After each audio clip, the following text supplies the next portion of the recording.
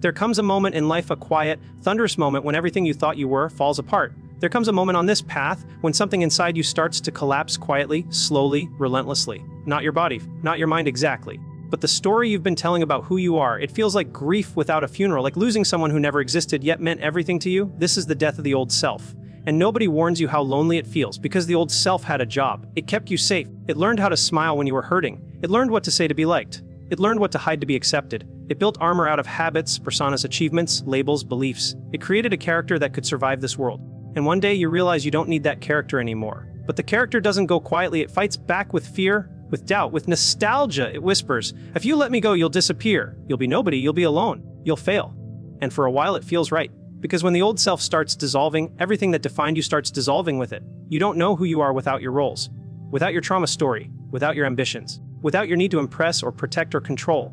You look in the mirror and think, if I'm not the achiever, the pleaser, the strong one, the funny one, the spiritual one, then who am I? That question will shake your bones. This stage feels like depression to the untrained eye, like laziness, like losing motivation, like losing your spark. But what's actually happening is a shedding, a molting, the soul saying, this skin is too tight, I can't grow in here anymore. You start losing interest in things that once fueled you. Conversations feel hollow, goals feel empty, success feels like cardboard, and it terrifies you because the world only understands forward motion. So you pretend you're okay, you push yourself, you try to resurrect the old hunger. But the hunger is gone, because you're no longer starving for validation. You're starving for truth. And here's the brutal beauty of it, nothing external can save you from this stage. Not love, not money, not spirituality, not success, because this stage isn't about adding something new, it's about subtracting everything false. Your mask starts slipping in public.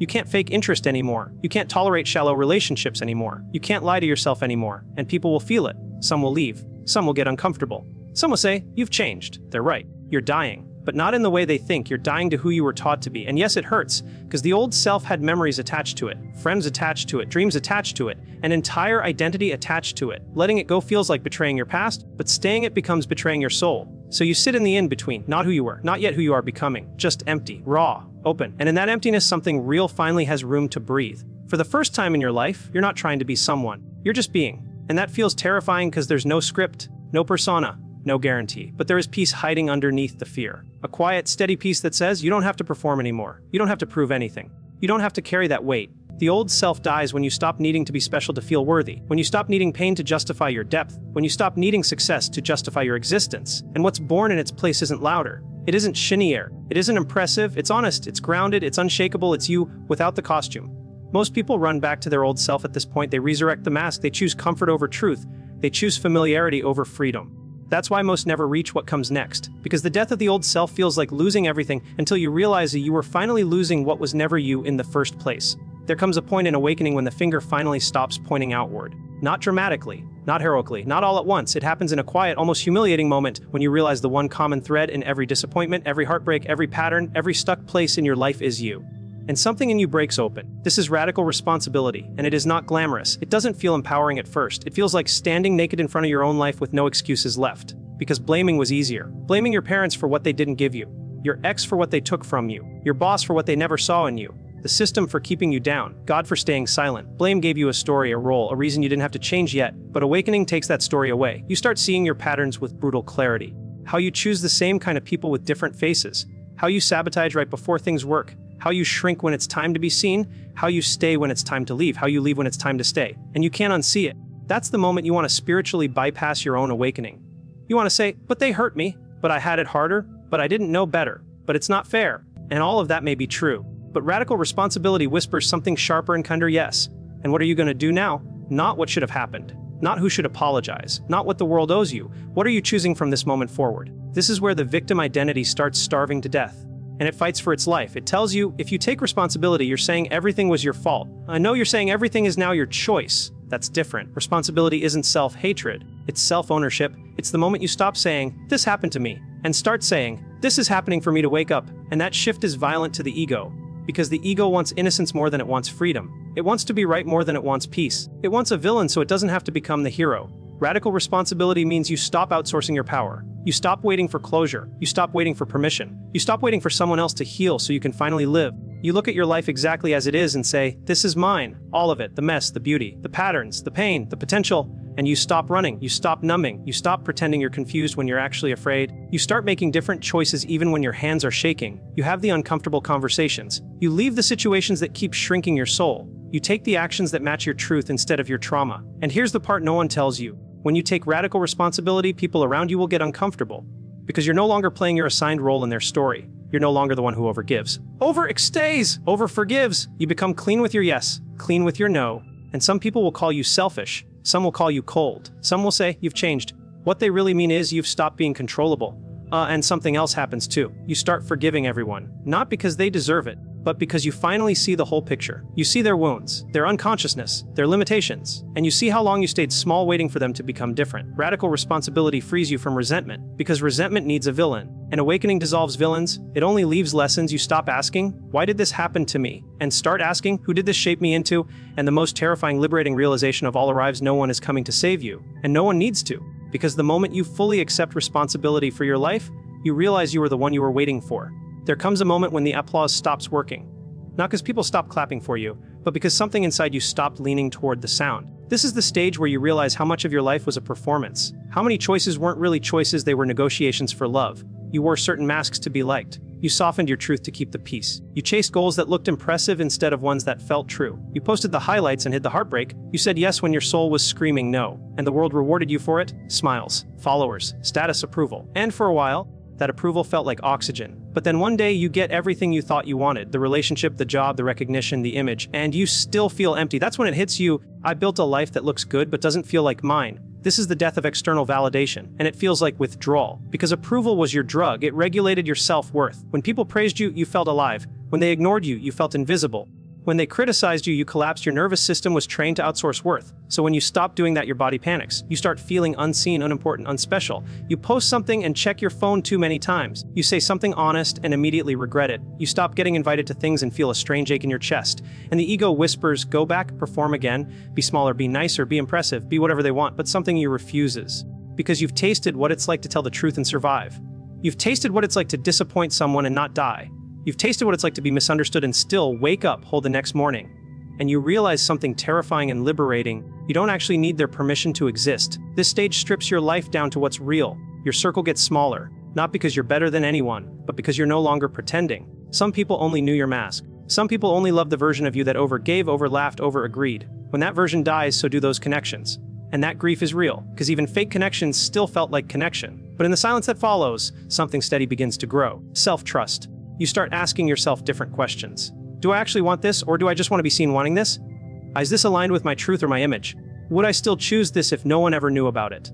And your answers change your life. You start dressing for comfort instead of comments, speaking for truth instead of applause, choosing peace over popularity. And here's the strange paradox: when you stop needing validation, you become magnetic. Because people can feel when you're no longer trying to be liked. There's a groundedness to it, a quiet authority, a presence. You're no longer bending your energy toward others. Others start leaning toward yours. But by then, you don't care. Not in a bitter way, in a free way. You enjoy compliments without needing them. You accept criticism without collapsing. You walk away from disrespect without explaining yourself. You stop auditioning for roles in other people's lives. You stop proving your worth. You stop keeping score. You stop performing happiness. And the most shocking realization of all arrives in: you were never rejected by others. You were abandoning yourself to be accepted. And now, for the first time in your life, you come home to yourself. Not the impressive self, not the productive self, not the lovable self, the real one, quiet, imperfect, honest enough. And once you feel that, external validation loses all its power over you. Because you finally understand approval feels good, but self-respect feels like peace. And peace is the only applause that lasts. There comes a moment when your mind finally gets tired of being the boss. Not because it's evil. Not because it failed you, but because it's exhausted from carrying a job it was never meant to do. For most of your life, you lived from the neck up. You analyzed everything, overthought everything, second-guessed everything.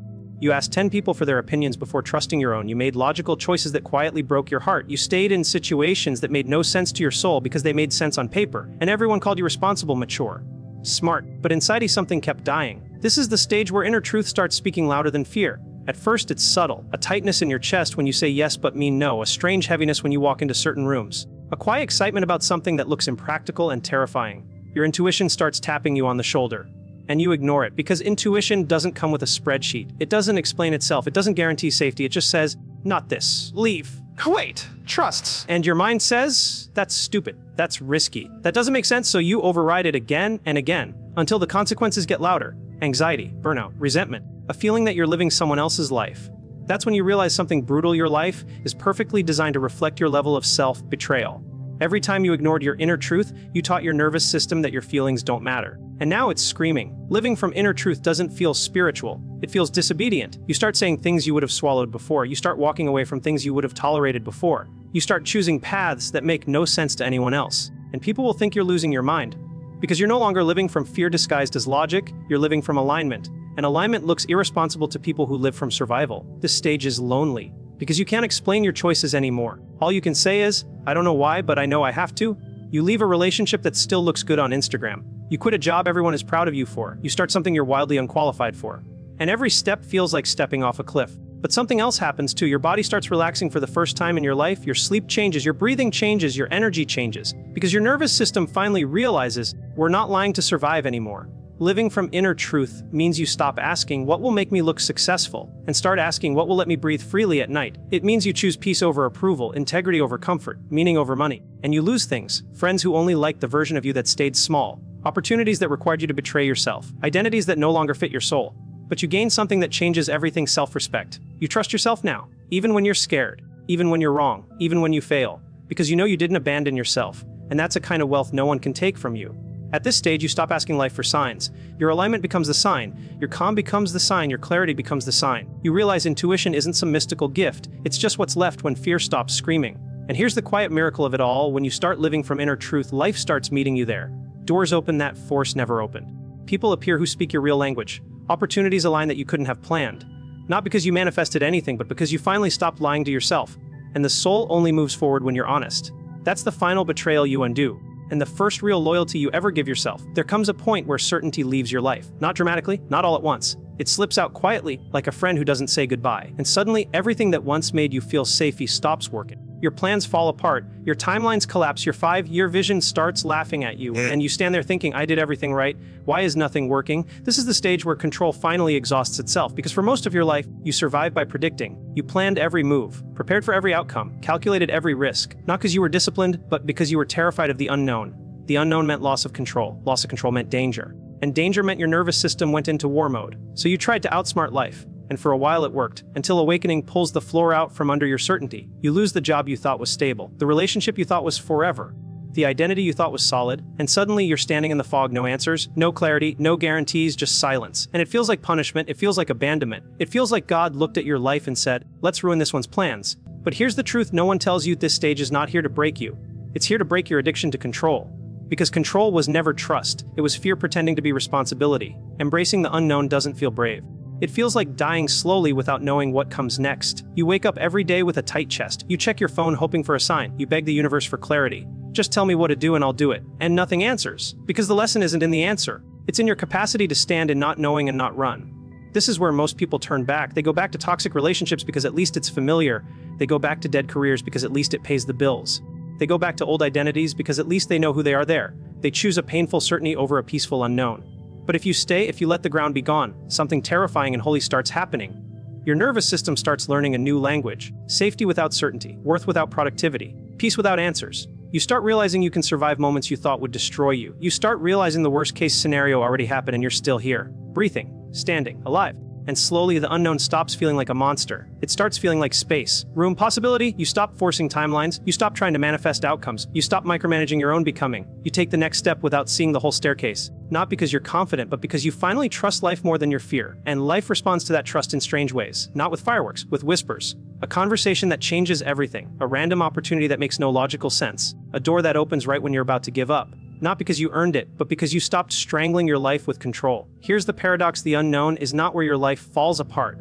It's where your real life begins. Everything that truly matters lives there: your purpose, your people, your peace, your next identity. But you can't drag your old self into it. You have to walk in empty-handed. No contracts, no backup plans, just presence and courage, and surrender. You start understanding something profound. You were never meant to know the whole plan. You were meant to trust the one step you're standing on. And when you finally do, the anxiety softens. The resistance loosens. The panic fades. Because you realize you're not being punished. You're being repositioned. The unknown isn't a void, it's a womb. And you're not lost. You're being reborn into a life that only appears when you stop trying to control how it arrives. There comes a moment when awakening stops being about you. Not your healing. Not your purpose. Not your peace. And that moment feels strangely disappointing at first, because you worked so hard to get here, you faced your shadows, you broke your patterns, you learned to love yourself, you learned to be alone. And just when you think, finally I can rest in my enlightenment, life leans in and whispers, good. Now give it away. This is the stage where love stops being a feeling and becomes a way of being. Not the romantic kind, not the performative kind, not the Instagram quote kind, the inconvenient kind, the kind that shows up when no one is watching, the kind that stays kind when it's not being rewarded, the kind that tells the truth gently instead of winning arguments. You start noticing something subtle and uncomfortable. Your awakening means nothing if it only makes you peaceful in isolation, if you're calm on a meditation cushion but cruel in traffic, if you speak about compassion but punish people for their ignorance, if you post about consciousness but ghost people when they're inconvenient. This stage humbles you, because you realize spirituality was never about escaping humanity. It was about embodying divinity inside it. Becoming love in action doesn't feel holy, it feels ordinary. It looks like patience with someone who keeps triggering you. It looks like listening instead of correcting. It looks like tipping generously when you're tight on money. It looks like forgiving someone who never said sorry. It looks like setting boundaries without hatred. And here's the hardest part, you don't get credit for any of it. No applause, no recognition, no spiritual gold stars, just quiet choices no one claps for, and your ego hates this stage because it wants to be seen as awakened. It wants to be special. It wants to teach and save and be admired. But love doesn't need an audience. Love just moves. You start realizing you're not here to fix people. You're here to meet them, not above them, not below them. With them, you stop arguing with unconsciousness. You stop resenting people for not being where you are, because you remember you were them. You see their wounds behind their behavior, their fear behind their anger, their loneliness behind their ego, and something in you softens permanently. Not weak soft, strong enough to stay open in a world that taught you to armor up. This stage changes how you measure success. It's no longer about how much you achieve, it's about how safe people feel around you. It's about whether your presence calms or agitates. It's about whether people leave interactions with you lighter or heavier. You become a sanctuary without trying to be one, and you start serving life instead of trying to use it. You help without needing to be thanked. You give without keeping score. You show up without needing control over the outcome. And paradoxically, your life becomes richer, not in money or status, in meaning, in connection, in quiet joy. You realize you don't need to change the world. You just need to stop adding pain to it. Every moment becomes a chance to choose love over ego, to choose presence over distraction, to choose kindness over cleverness, and you fail at it constantly. That's part of it. You still get triggered. You still snap sometimes. You still judge. But now you notice, you repair. You apologize, you return to love faster. This is the final stage most never reach, because it requires the death of spiritual ego. No more I'm awakened and you're not. No more I'm healed and you're toxic. No more I'm above this human mess. You bow back into your humanity, and you carry your consciousness into it. You become the proof that awakening is real, not by what you say, but by how gently you live. And one day you realize something quietly miraculous. You don't feel separate from life anymore. You don't feel at war with the world. You don't feel like you're waiting to arrive somewhere else. You're here. You're open. You're love enough.